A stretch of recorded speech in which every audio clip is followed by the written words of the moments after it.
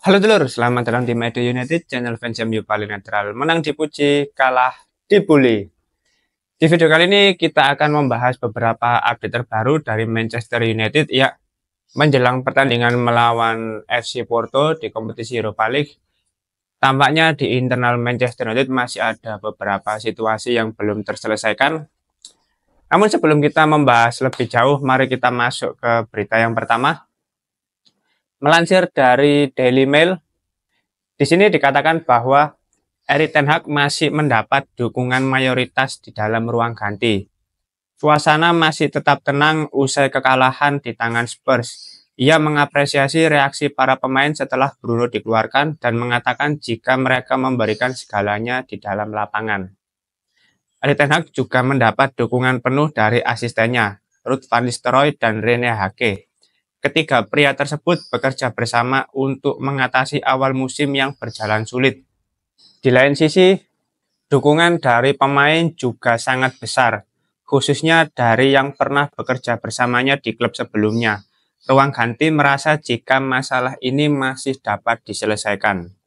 Sebetulnya kekalahan ketika melawan Spurs ini kan bukan kali pertama terjadi di Manchester United ya. Bahkan sejak musim lalu ketika Manchester United beberapa kali dikalahkan oleh klub di Premier League, terutama di kandang sendiri, isu-isu atau rumor-rumor terkait berita pemecatan itu selalu muncul dan siklusnya memang selalu seperti itu ketika berada di Manchester United. Dan Erik ten Hag untuk sementara ini memang ketika muncul rumor tersebut itu nggak terlalu terpengaruh dan Erik ten Hag mampu membalikan keadaan, mampu meraih kemenangan di laga-laga berikutnya. Dan di minggu-minggu ini harapannya sih bisa seperti itu karena mayoritas juga pemain untuk saat ini itu sebagian sudah pernah bekerja di bawah Erik ten Hag, jadi mayoritas masih percaya terhadap sang pelatih. Namun sekalipun ruang ganti situasinya masih tetap tenang, tekanan tetap ada di pundak Erik ten Hag. Nah, pertandingan berikutnya melawan FC Porto, ya Erik ten Hag harus meraih kemenangan beserta para pemainnya. Tidak bisa lagi ada alasan mengapa Manchester United bisa kalah dengan FC Porto. Kita bermain bagus, halah, gatel. Wajib harus menang. Soalnya, ya, ya selain fans juga pegel gitu loh. Ya Erik ten Hag harus bisa membuktikan gitu loh.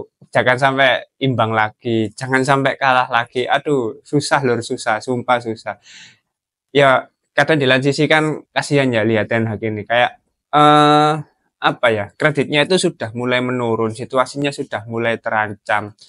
Lalu secara gameplay juga masih belum konsisten. Para pemain juga, aduh, kalau kita lihat dari berita tadi kan sejak Bruno dikeluarkan karena kartu merah di pertandingan kemarin, para pemain masih memiliki daya juang, para pemain masih berusaha keras.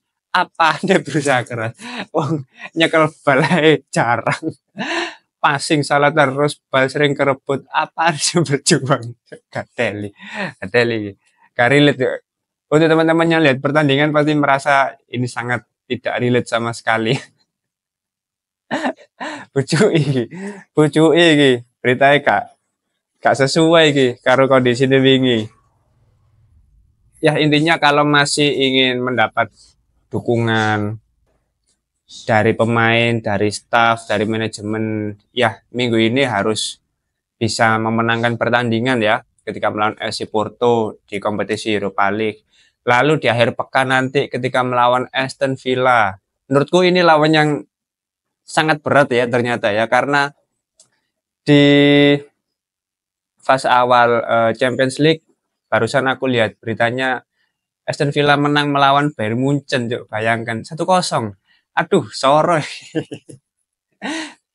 MU musim lalu lawan Munchen aja kalah. Ini bisa menang 1-0. Aku ya nggak lihat ya highlight lalu secara statis seperti apa. Tapi kayaknya lawan Aston Villa juga sulit ya karena untuk musim ini memang dia cukup banyak melakukan pembelian pemain. Lalu sejak awal kedatangan Unai Emery ke Aston Villa juga cukup membawa perubahan yang signifikan ya secara permainan. Jadi ketika besok melawan Aston Villa juga bukan menjadi perkara yang mudah bagi Ten Hag ini kalau masih ingin bertahan di Manchester United, karena ini akan benar-benar menentukan situasi dari Erik ten Hag gitu loh.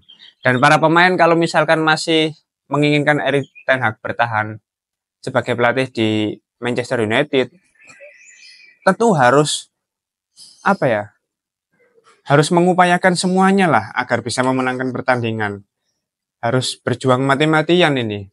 Nggak bisa setengah-setengah, nggak bisa kalau misalkan keserang ada counter attack dari pemain lawan, ya males-malesan.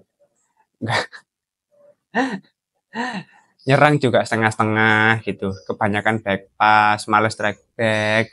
Aduh ya siklusnya ya kembali kayak gitu-gitu aja. Nggak ada perubahan. Oke, kita masuk ke berita yang kedua. Manchester United telah dihubungi oleh perwakilan dan perantara mengenai sejumlah kandidat potensial untuk menggantikan Erik ten Hag karena antisipasi tumbuh bahwa mereka siap berpisah dengan pemain asal Belanda tersebut. Ya, ini sifatnya lebih apa ya, lebih ke antisipasi saja sih. Tapi menurutku hal seperti ini kayaknya yang perlu kita apresiasi adalah tindakan dari pihak manajemen atau dari Ineos yang tidak terburu-buru terkait situasi-situasi seperti ini. Karena kalau kita lihat memang dari periode-periode sebelumnya, dari pelatih sebelumnya, kalau misalkan ada kekalahan beberapa kali, hasil pertandingan tidak menunjukkan ke arah yang positif. Itu rumornya selalu seperti ini. Bahkan narasi-narasi itu terus berulang gitu loh. Kayak udah jadi template gitu loh. Para pemain di ruang ganti sudah tidak percaya pelatih. Situasi di ruang ganti memanas. Muncul nama-nama kandidat pengganti dari pelatih. Itu aduh sudah sering gitu loh. Dan memang ini berusaha dipelajari oleh pihak manajemen ya, bahwasanya keputusan yang terburu-buru dengan langsung mengganti pelatih itu bukan hal yang bagus. Apalagi kalau misalkan musim sudah berjalan, tahu-tahu pelatih dipecat dan diganti pelatih baru, itu adaptasinya akan lebih sulit, survive-nya akan luar biasa gitu loh. Bayangkan pelatih datang dengan melatih para pemain warisan dari pelatih sebelumnya gitu loh. Tentu itu bukan hal yang mudah gitu, karena setiap pelatih tentu memiliki gaya permainan yang berbeda, memiliki skema yang berbeda, dan tentu membutuhkan komposisi pemain yang berbeda kalau ingin menyesuaikan dengan skema dari pelatih baru gitu. Jadi mari kita lebih bersabar sedikit dan menunggu hasil di dua pertandingan berikutnya ini dan melihat apakah akan ada perubahan ke arah yang positif, apakah akan ada progres. Jadi mari kita bersabar terlebih dahulu. Ya, kekalahan itu sudah menjadi hal yang wajar, tapi kalau misalkan kekalahan ini terjadi secara beruntun, ya kayaknya memang sudah waktunya berpisah gitu loh. Apalagi kalau kayak di menjelang dipecatnya Ole itu kan sudah beberapa kali mengalami kekalahan, bahkan sampai 7 kali kalau nggak salah. Nah, jangan sampai hal seperti itu terjadi ke Erik ten Hag gitu loh. Apalagi dua pertandingan ini akan menjadi lag yang sangat krusial bagi masa depan Erik ten Hag. Jadi mari kita tunggu hasil pertandingan dan mari kita lihat bersama ya nanti malam dini hari ketika melawan FC Porto apakah akan ada perubahan atau ternyata sama saja. Aduh ya gimana ya. Kadang itu fansnya juga capek ya kalau misalkan harus gonta-ganti pelatih. Dan sekalipun ganti pelatih, biasanya itu para pemain itu hanya semangatnya itu satu musim gitu loh. Istilahnya kan orang-orang nyebutnya kalau ada pelatih baru ya masih masa-masa honeymoon gitu, masih semangat-semangatnya dengan pelatih yang baru. Ya satu season aja. Selanjutnya di season-season berikutnya itu kembali ke setelan pabrik. Semangatnya itu nggak konsisten gitu. Asu anjen kadang pemain ini gitu. Wadeli kok. Gara-gara sulit menghandle klub sebesar Manchester United ini benar-benar sulit gitu loh. Oke, kita masuk ke berita yang terakhir. Staf Manchester United merasa positif tentang kemajuan terkini Tyrell Malacia dalam pemulihan cederanya dan ada harapan ia dapat kembali ke skuad pada hari pertandingan dalam beberapa bulan mendatang. Hah? Beberapa bulan mendatang? Jancuk. Saya beberapa bulan mendatang. Ini sudahlah. Situasinya ini, aduh, kan timnas Malaysia ini sudah mulai berlatih ya. Beberapa kali sudah terlihat ya berlatih bersama para pemain di Carrington. Bahkan persiapan menjelang laga melawan FC Porto dia juga sudah terlibat dalam latihan. Masih butuh beberapa bulan lagi Bang. Ya setelah bursa transfer musim dingin ya beberapa bulan mendatang. Sekarang sudah bulan Oktober. Beberapa bulan ya Oktober, November, Desember ya break lah yuk.